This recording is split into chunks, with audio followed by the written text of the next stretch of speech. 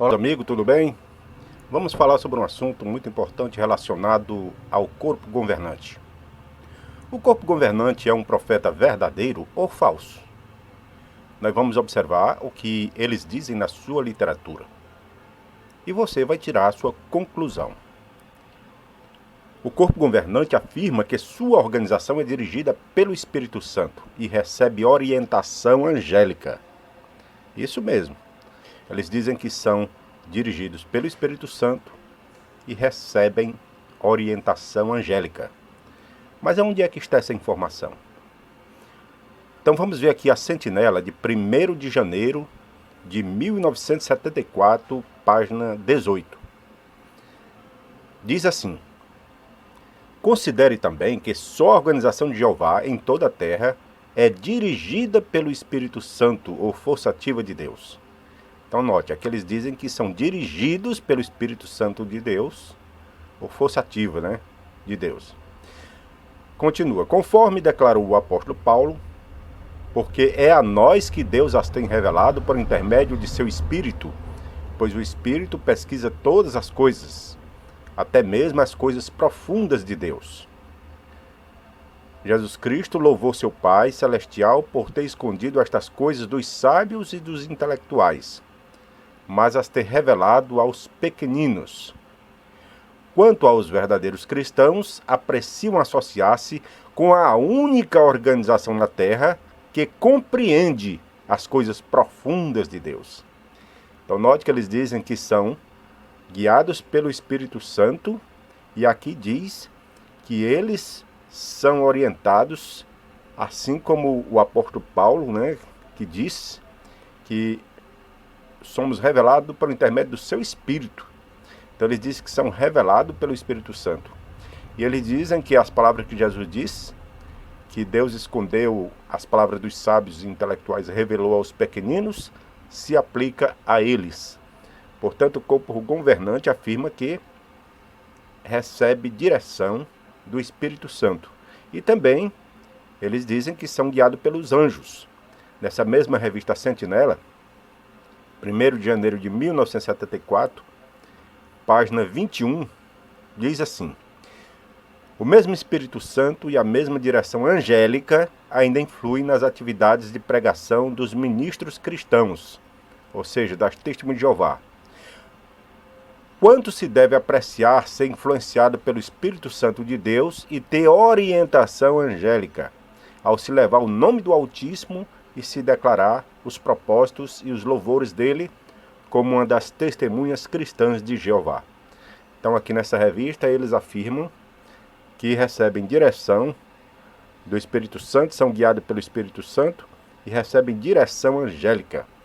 Então eles afirmam que o que eles fazem é dirigido pelo Espírito Santo e tem a direção dos anjos.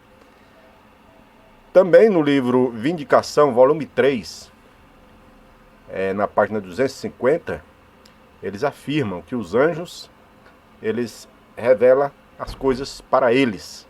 Diz assim: estes anjos são invisíveis aos olhos humanos e estão lá para executar as ordens do Senhor. Sem dúvida que são eles que primeiro ouvem as instruções que o Senhor transmite para ser dada ao seu remanescente, e em seguida, estes mensageiros invisíveis passam tal instrução para o remanescente. Os fatos mostram que os anjos do Senhor, que estão com ele no seu templo, têm prestado serviço ao remanescente desde 1919. Então aqui eles afirmam que os anjos ouvem de Deus as instruções e trazem essas instruções para revelar aos remanescentes, que é o corpo governante. E eles dizem que esse serviço do remanescente tem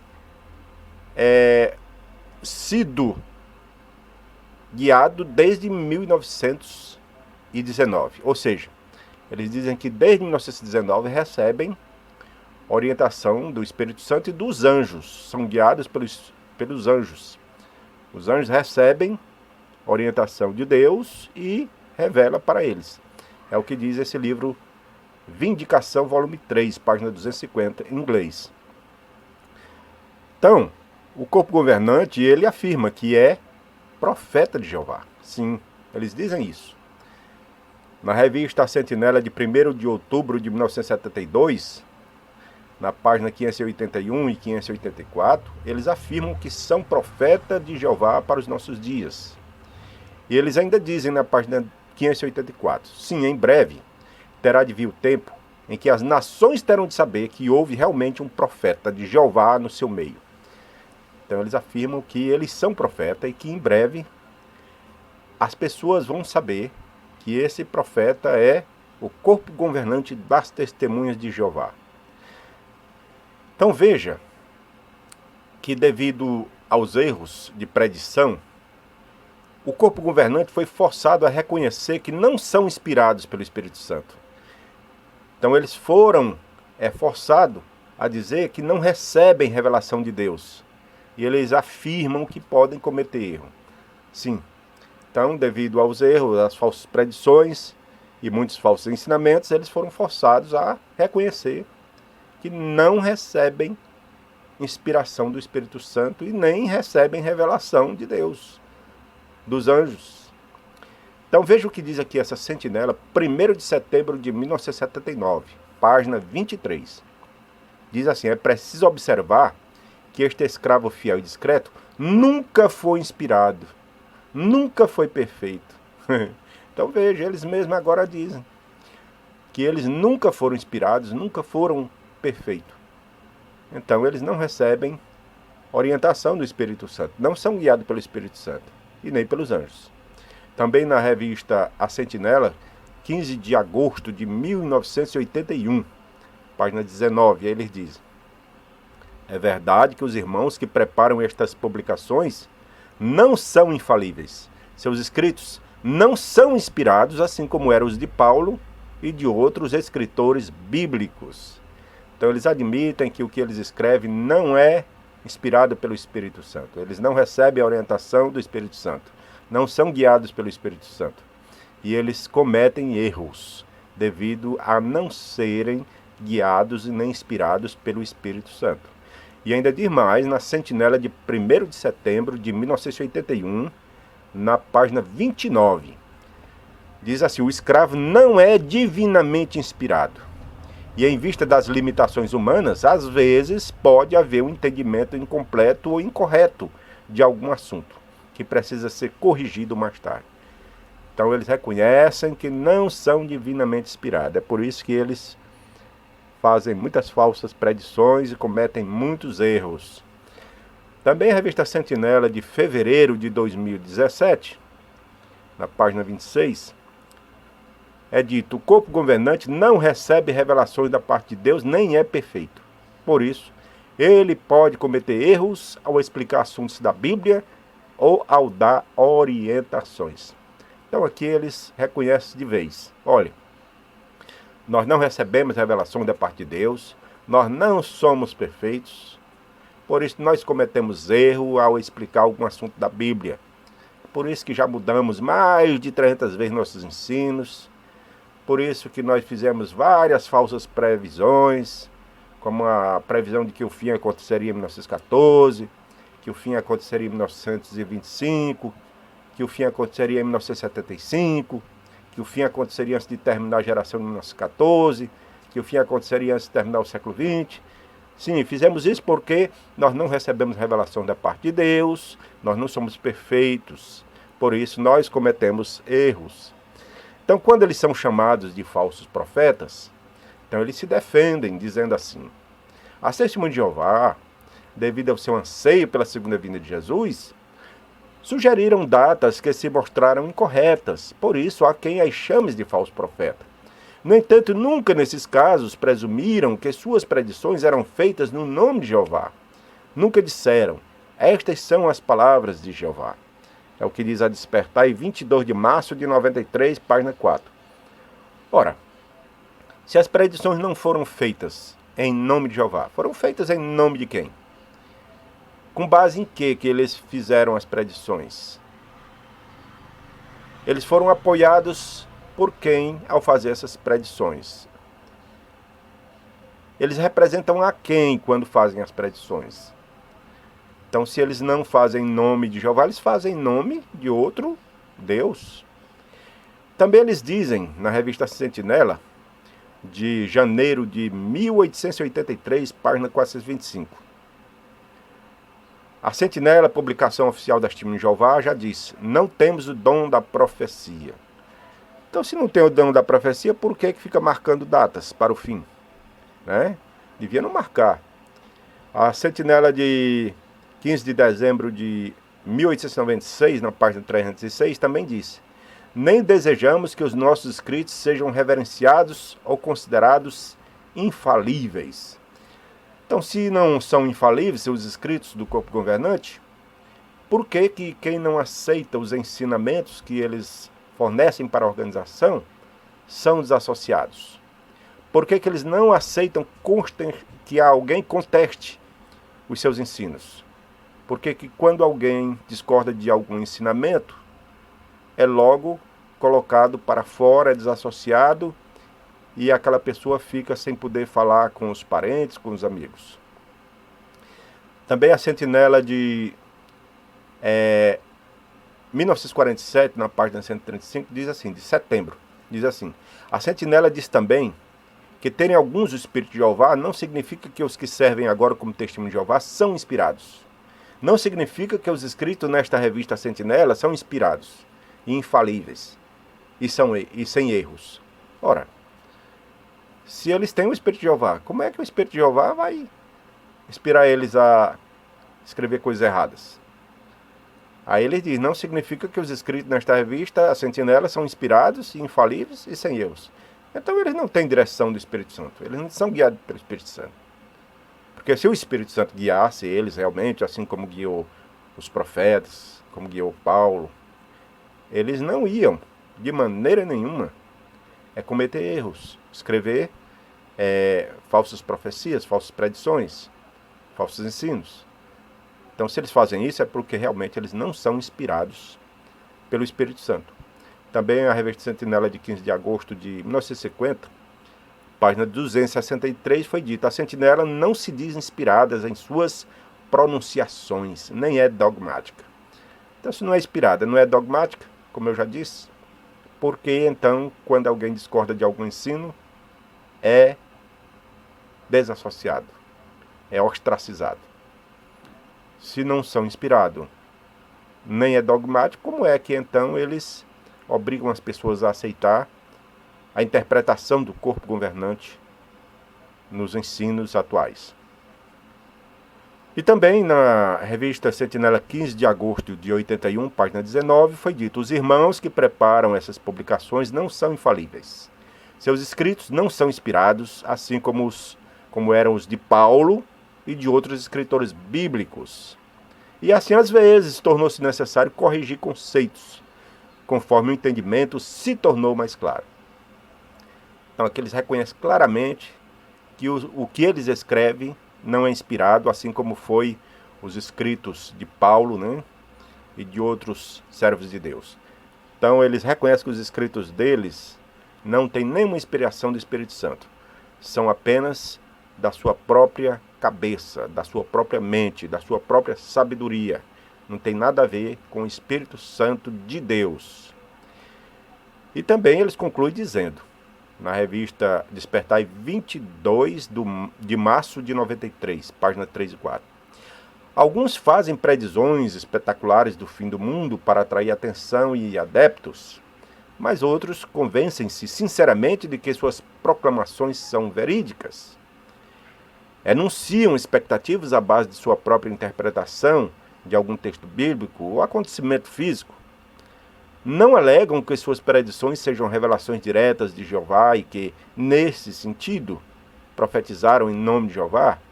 Assim, nesses casos, quando suas palavras não se cumprem, eles não devem ser encarados como falsos profetas, como aqueles contra os quais se adverte em Deuteronômio 18, 20 a 22. Devido à falibilidade humana, eles interpretaram mal as coisas.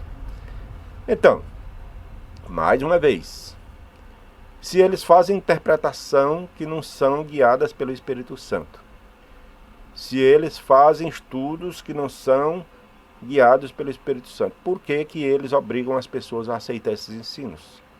Se eles cometem erros, se eles não são infalíveis, e se eles não são profetas, por que então eles ficam marcando datas? Por que eles ficam então usando a Bíblia como fonte para as suas falsas predições? Porque na Sentinela de 84, eles dizem claramente que a profecia de que a geração de 1914 não passaria era uma profecia do próprio Jesus. Então eles atribuem a Jesus a profecia de que a geração de 1914 não passaria. Então eles atribuem uma falsa profecia a Jesus, enquanto o próprio Jesus nunca falou isso. Quem falou foi os membros do corpo governante. Então, para nós observarmos que realmente foram feitas muitas predições que não se cumpriram e que eles dão essas desculpas, vamos ver realmente a confirmação no que é dito pelo membro do corpo governante, onde ele admite que foram feitas falsas predições e ele se defende dizendo que eles não são perfeitos, que eles não são inspirados, que eles estão sujeitos ao erro. Então veja o que diz o membro do corpo governante com relação às falsas predições da Torre de Vigia. Observe. Primeiro, nossos irmãos achavam que a vinda de Cristo aconteceria em 1874 e depois mudaram para 1914. No início, eles também achavam que essa volta seria visível, mas depois entenderam que ela seria invisível. Eles também esperavam que os do pequeno rebanho fossem levados ao céu em meados de 1918. Em 1916, ano em que o irmão Rússio morreu, os irmãos enfrentaram um período de grandes provas. Alguns até abandonaram a verdade. Em 1919, os fiéis se juntaram novamente. De lá para cá, 100 anos se passaram. De 1919 a 2019, 100 anos. Será que alguma profecia vai se cumprir 100 anos depois de 1919? Isso é só uma pergunta. Não temos a resposta. O ano de 1925 também teve muitas provações. E os irmãos tinham grandes expectativas para aquele ano. Uma de nossas publicações, o livro Milhões que Agora Vivem Jamais Morrerão, disse: podemos esperar em 1925 a volta dentre os mortos de Abraão, Isaque e Jacó e os profetas fiéis antigos ressurgindo à perfeição humana. Além de esperar que homens fiéis do passado fossem ressuscitados em 1925, alguns também achavam que os cristãos ungidos iam receber sua recompensa celestial naquele ano. O anuário de 1987 disse: o ano de 1925 começou muito promissor, com o novo lar de Betel e a nova gráfica em Berna, Suíça. Contudo, alguns tinham a sua própria convicção com respeito ao ano de 1925. Assimilariam a admoestação da Sentinela em inglês de 1º de janeiro de 1925? A Sentinela alertava: o ano de 1925 chegou. Os cristãos têm aguardado este ano com grande expectativa. Muitos têm esperado confiantemente que todos os membros do corpo de Cristo serão transmudados para a glória celestial durante este ano. Isto talvez aconteça, talvez não. No seu próprio tempo marcado, Deus cumprirá seus propósitos para com seu povo. Os cristãos não devem ficar tão profundamente preocupados com o que possa acontecer neste ano, a ponto de deixarem de alegremente fazer o que o Senhor deseja que façam. Entre outros, Jacob Weber, que era o encarregado do departamento de serviço em Betel, na Suíça, tinha tanta certeza de que todos os ungidos seriam glorificados no céu por volta do fim do ano de 1925, que pôs em operação um plano de liquidação. enviou grandes quantidades de publicações às congregações, sem ter recebido pedidos nesse sentido. E as instruiu a distribuírem as publicações de graça no território antes do fim de 1925. Todos os esforços dos irmãos em Betel para raciocinar com ele foram inúteis. Por fim, ele deixou não só Betel, mas também a verdade, e causou muito pesar entre os irmãos em todo o país da Suíça, visto que arrastou muitos junto com ele.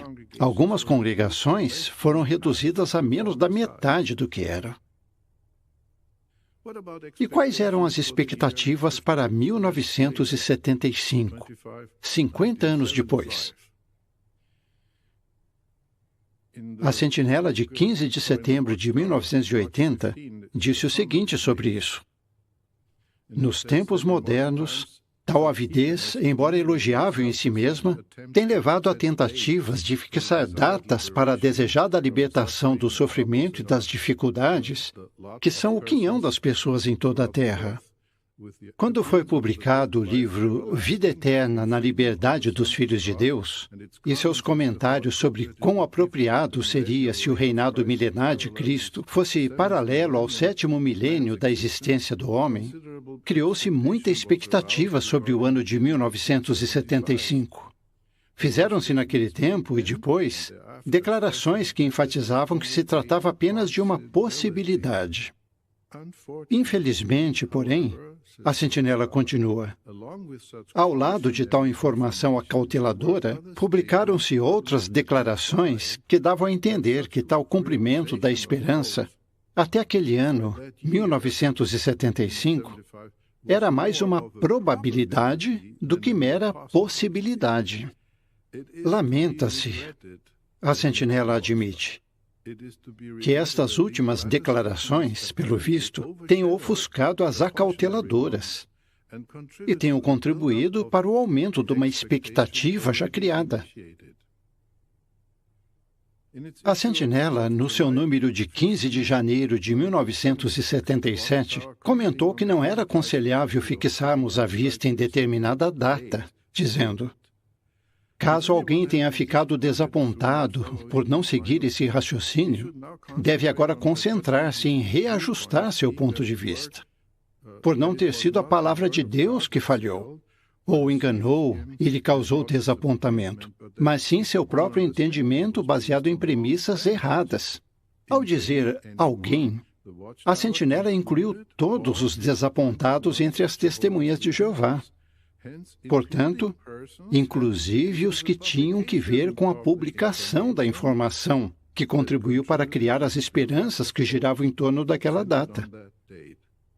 Então, de forma muito humilde, a Sentinela admitiu isso em 15 de janeiro de 1977. No entanto, não há motivo nenhum para se abalar nossa fé nas promessas de Deus. Antes, em consequência disso, todos somos induzidos a fazer um exame mais detido das Escrituras a respeito desse assunto do dia de julgamento. Fazendo isso, verificamos que o importante não é a data. Importante é termos sempre em mente que há tal dia e que ele se está aproximando, exigindo uma prestação de contas de todos nós. Pedro disse que os cristãos deviam corretamente estar aguardando e tendo bem em mente a presença do dia de Jeová. Há bons motivos para continuarmos na expectativa. Jesus disse que deveríamos fazer isso. A Organização de Jeová dá o exemplo nesse respeito. É verdade que nossas publicações já criaram falsas expectativas, mas elas têm nos incentivado, vez após vez, a aguardar e ter bem em mente a presença do dia de Jeová.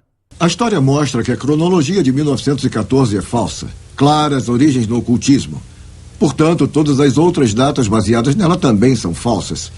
O fundador da Sociedade Sentinela, Charles Russell, é um falso profeta. E, portanto, seus sucessores também são falsos profetas. 1975 veio e se foi sem o Armagedon e sem o tão falado final do milênio do reino de Cristo.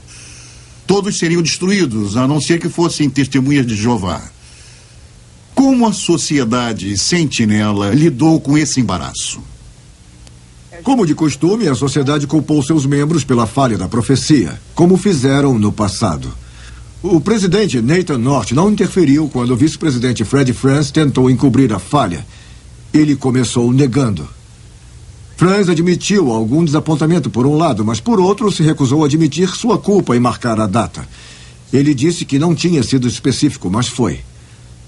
Afirmou que não tinha dito que o Armagedon seria em 1975.